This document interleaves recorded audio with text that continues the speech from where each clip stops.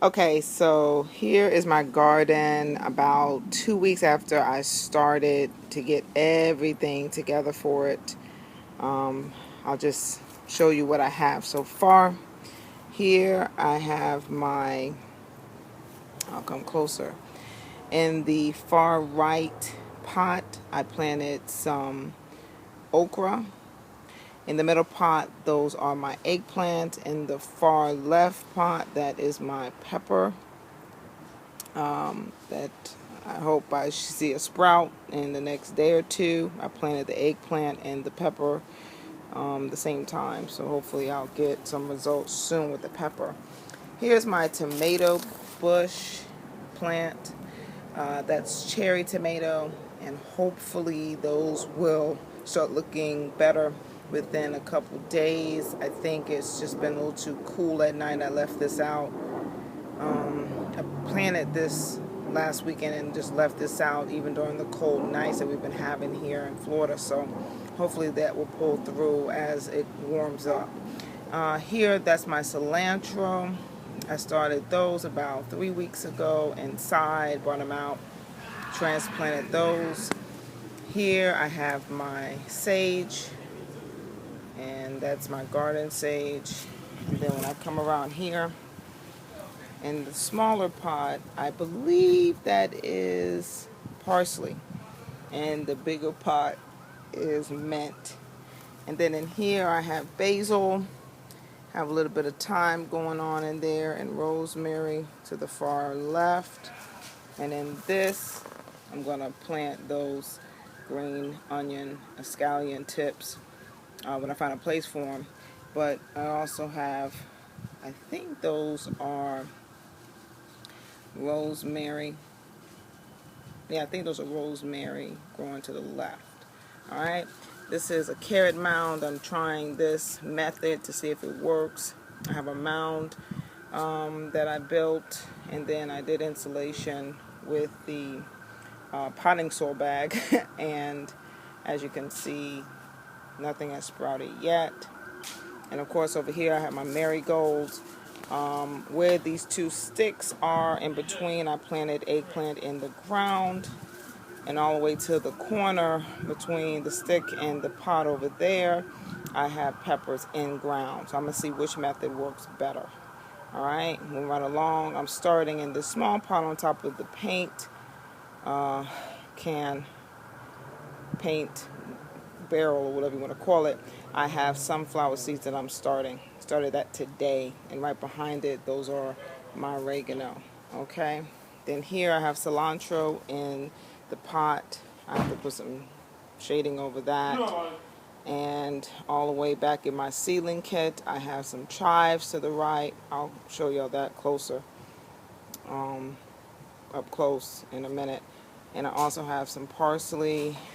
I have some Italian parsley, and I believe the other parsley in there is that real curly parsley. All right. I also threw legumes down about almost 2 weeks ago in the ground to enrich the soil and give it some good nitrogen mix. Legumes have been known to enrich soil with a bacteria. I have to remember the name. It's good bacteria, of course, for plants. And here are my romaine lettuce. I'm very proud of those. They're coming along very well. I planted those about 2 weeks ago as well. Okay. Here where all this cedar mulch that I purchased today is, I'm going to have my okra. Okra's going to come up through there, hopefully. So I'm really excited about that. I'll give that about 10 to 14 days to sprout. And if y'all can see here, I got a little sprout. A little sprout. Now, I'm confused because I know I planted green onions here. And I thought I planted it in the mound, but it's coming out on the side here. So I don't know. I don't know what's going on. But in this area right here, 2 rows, if y'all can distinguish where the 2 rows are, I have my green onions. All right. And this is my trellis. That's where my peas are going to climb up on. I got to make that a lot sturdier, of course. But, yeah, I'll come around and show y'all my carrots and the other side. Here I have my transplant lemon and lime trees, male and female. In here, I cannot remember which one is lime, which one is lemon. The leaves are different. One's rounded, one is pointy, as you can tell. So yeah, I have the oregano, as I was showing y'all a little bit earlier. I have oregano, chives, and the parsley, 2 different types of parsley. Oh, and this is from the original sage and rosemary and seedlings that I started about 3.5 weeks ago. Okay, fertilizer and stuff. As y'all can see. Here I planted red potato. So that's deep down. I have red potatoes that are going to grow in the next 2-3 months. And over here are my carrots. Let's see if y'all can see those sprouts that are coming up. Got sprouts right here. Alright, I don't know if y'all can see. And here I have garlic, okay, sprouting up. But here I have some sprouts. And here are my peas. My peas I planted. So hopefully those will start coming up by April, May. We'll see it. They like cool weather. Alright, so that's what I have so far. Legumes I have planted all throughout the soil because I want to enrich the soil, like I say. Alright, so that's what we have so far in this part of the garden. And let me show you my newest addition. Here is my handiest son, just like his granddaddy. This is Elijah. Yeah, he's silly. And he's helping. Of course, he wants to be paid.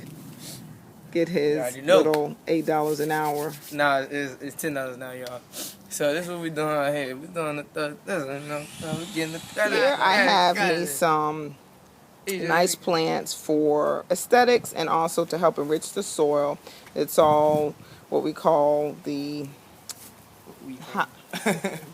it's basically to have a food forest garden ecosystem with plants thriving on each other, enriching the soil, oxygen, pollination, all of that good stuff that happens in nature, what God intended. So I've planted in the first row some beets, kale, and then cabbage. And these are all organic. And I put down the cedar mulch. So this is basically what I put together today, and my husband surrounded it so my dogs that you hear in the background will not be able to invade that space. So I have some Dusty Mills, and I have some violas. I have the yellow and I have the purple. So I'm real excited to see what spring is going to look like, and late spring and early summer is going to look like. I'm real hopeful, optimistic. I have named the garden in memory of my father, who had his own business in horticulture for about 15 years. Was a brilliant man and understood so much of what goes on with plants and the importance of plants and the landscaping and beautification of this, this earth. And so this is me also paying tribute to him and having this in his memory, Billy's Garden. So this and the other garden area that I just showed you, I have this in his memory. All right, and let me show you the area that he established almost 25-30 years ago. These are vines, plants that my dad initially planted over 25 years ago, and exactly what I'm trying to do now is an extension of that and continue that and start to pretty much build this back up and maintaining what he already established, because as you can see, he has a plant over here. Oh gosh, I cannot remember the name of this plant, but this plant it's a real expensive plant, worth a lot of money, but more so it's a beautiful plant. It has such great color, and he planted that at least 20 years ago and transplanted that into what used to be a barbecue grill. But it has grown, and I need to start to really do more maintenance of it. But just on its own and just the natural habitat for this plant, it has flourished on its own with the rain and the sun that God provides. It has, gotten to the point where it is, because my dad has been deceased for about 7 years. No, 7 years exactly, actually. So all of these plants are plants that my dad put here in this backyard, like I said, over 25 years ago. And all of these are surrounding the base of the large mango tree that we have. But as you see, we have just a lot of different plants. And I'll come around here in this corner. We have all kind of plants, okay?